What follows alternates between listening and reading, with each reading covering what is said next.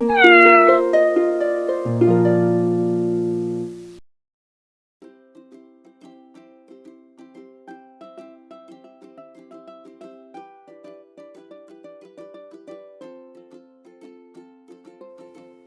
Reading Kitty here. Today we're going to read The Smart Cookie by Jory and Oswald.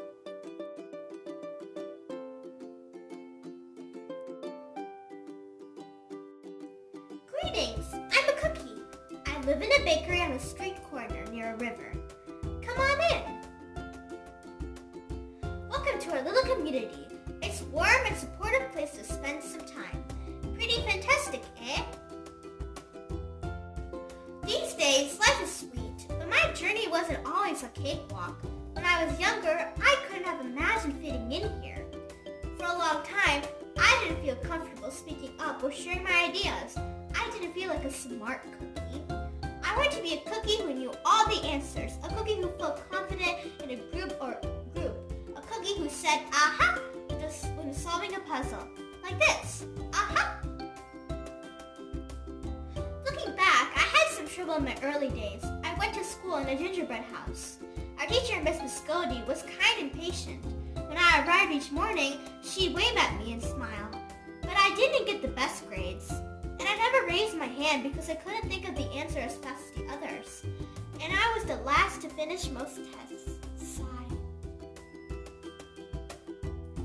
It wasn't because I didn't care, and it wasn't because I didn't try.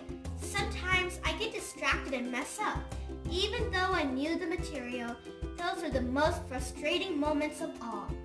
Once I misspelled the word toad. That was rough. Another time, I added when I meant to subtract. Occasionally, we'd have a lesson where I had absolutely no idea what was happening. I just couldn't keep up. I imagined that my desk was a raft and that I was completely lost at sea because that's what it felt like. At night, I slept in the cookie jar. I had about 6 dozen roommates. Move. You move. No, you move. No, you move. No, you move. I'd stay awake and stare out the window and worry. Sigh. And then I went this way. And then I went this way. Day after day after day. And then something happened that changed everything. It all started with a homework assignment. Miss Biscotti requested our attention one afternoon. Tonight, I would like you to create something completely original, she announced. It can be anything you want. Please bring it to class tomorrow. That was it. There was no further instructions. Miss Biscotti winked at me as I gathered my belongings. I felt like I had a million butterflies in my stomach. Create anything? Something original? Due tomorrow? When I got home, I immediately went to work. At first, I tried a cooking project. The results were half-baked. Next, I tried to hammer and nail something. It splintered immediately.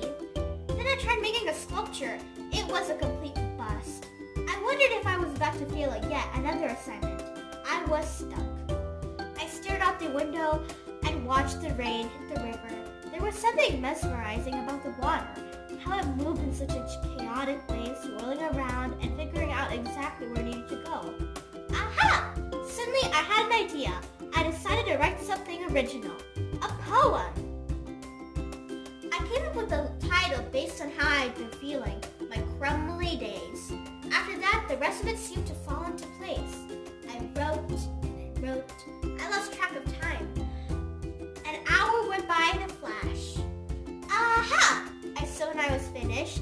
I couldn't sleep that night, but it wasn't because I was worried. It was because I was excited. I felt like I had really accomplished something. I felt smart. The following day, Miss Biscotti asked for volunteers to share what we created. One kid showed off his original frosting art.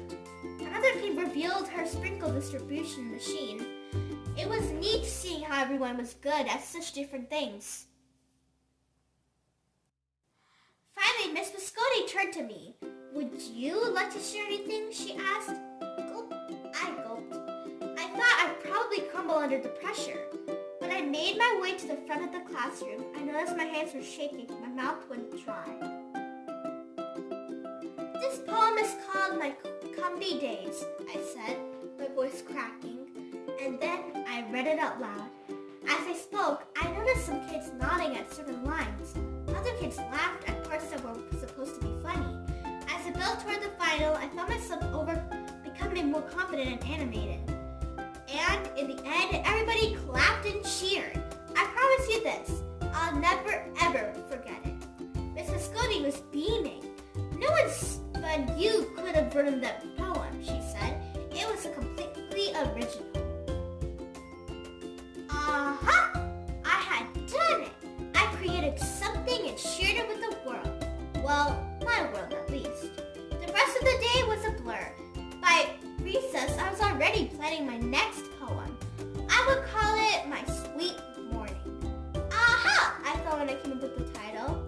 Later that afternoon, Miss Visconti handed me a note. It said that I should keep on writing no matter what.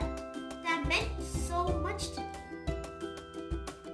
School was a bit different after that. I wasn't so scared to raise my hand or ask a question. Or share my work. Sure, some things still didn't come easily for me, as they do for others. But now I know that you could be smart in many different ways.